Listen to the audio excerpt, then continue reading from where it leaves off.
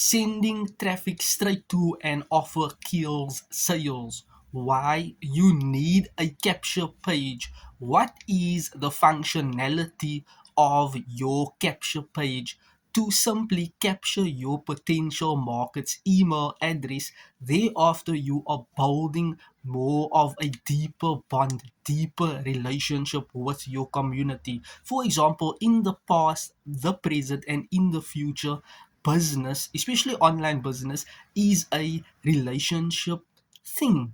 You need to be able to build that know, like, and trust so that your community will buy into you, into your products, your service, your transformation, your vision, your mission. Whatever you are selling, people will be like, I need this.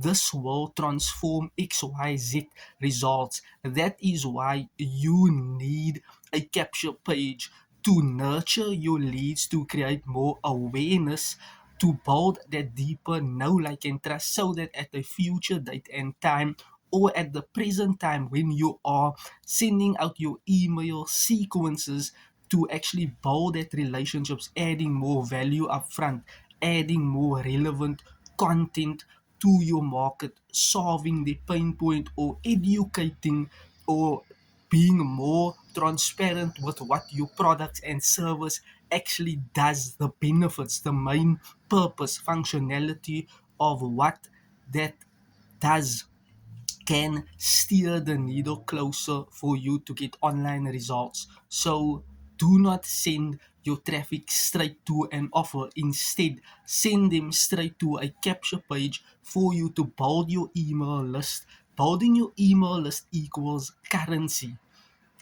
Email list equals currency. Email list equals you building that deeper know, like, and trust. At a future date and time, or at a present time, your market will simply start actually taking a keen interest in being open to wanting or needing your products and services. Thank you, and you're welcome.